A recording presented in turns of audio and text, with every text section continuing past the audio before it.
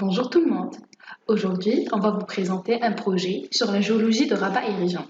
Travaillé et présenté par tous les élèves du tronc commun B et encadré par Madame Jamila Moubtek.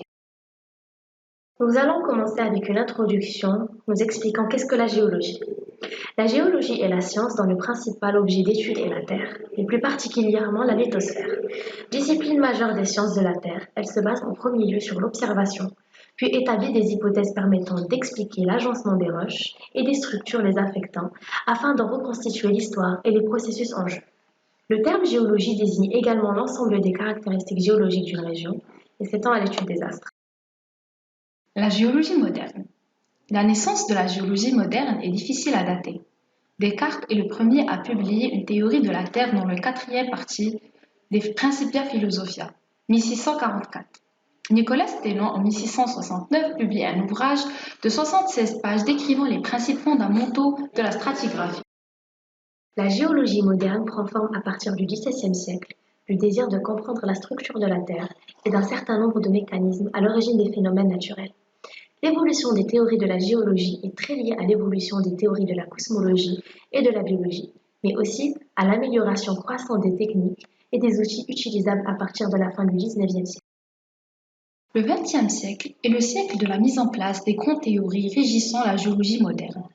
Avec le développement du modèle de la tectonique des plaques dans les années 1960, mais aussi de l'amélioration des techniques d'observation, qui permettent de nombreuses avancées, et du développement de l'application des domaines de l'économie et de l'industrie. Les différentes branches de la géologie. La géologie de terrain est au cœur de la tradition géologique. C'est en tout premier lieu par l'observation des paysages, par la description précise et synthétique de l'organisation géométrique des strates rocheuses, que le géologue identifie et hiérarchise les questions posées à l'échelle de l'affleurement, puis de la structure étudiée. Parmi celles-ci, on trouve la stratigraphie, qui est une discipline des sciences de la Terre qui étudie la succession de différentes couches géologiques ou strates. Ainsi que la volcanologie, qui est la science qui étudie le volcanisme, volcans, geysers, fumerolles, éruptions volcaniques, magma, lave, téphrases, etc. Puis la sismologie, qui est de nos jours une science en rapide évolution qui tente de répondre à cette menace, est aussi d'utiliser les informations apportées par les séismes pour mieux connaître la structure interne de la Terre. Sans oublier la géophysique, qui concerne l'étude des propriétés physiques des sols et des roches dans le but de caractériser leur constitution et leur géométrie. Elle permet depuis la surface ou en forage une reconnaissance non destructive du sous-sol ou d'un matériau donné. Et pour finir, la sédimentologie ou pétrologie sédimentaire, qui est une branche de la géologie qui étudie les processus de formation des roches sédimentaires. Passons à la situation géologique de Rabat Saleh Qnitra. La région de Rabat Saleh Qnitra a été créée par le nouveau découpage territorial des régions de 2015. Elle est issue de la fusion des deux anciennes régions Rabat, Saleh, Zemour, Zeil et Gharb, Shlarba, Bni Hassan, et regroupe désormais trois préfectures Rabat, Saleh et Skhera Tmara, et quatre provinces Qnitra, Khmisset, Sidi Qasim et Sidi Slimane.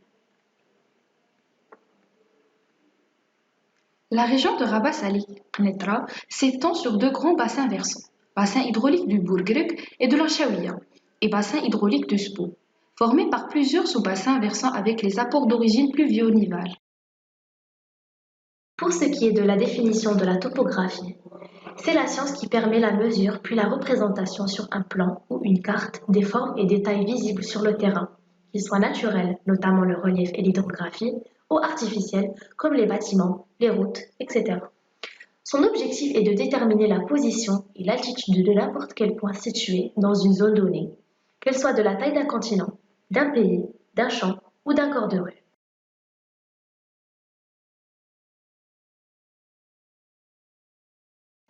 Voici une carte topographique de Rabat représentant l'altitude et le relief, notant une altitude minimum de 0 m, une altitude maximum de 193 mètres et une altitude moyenne de 66 mètres.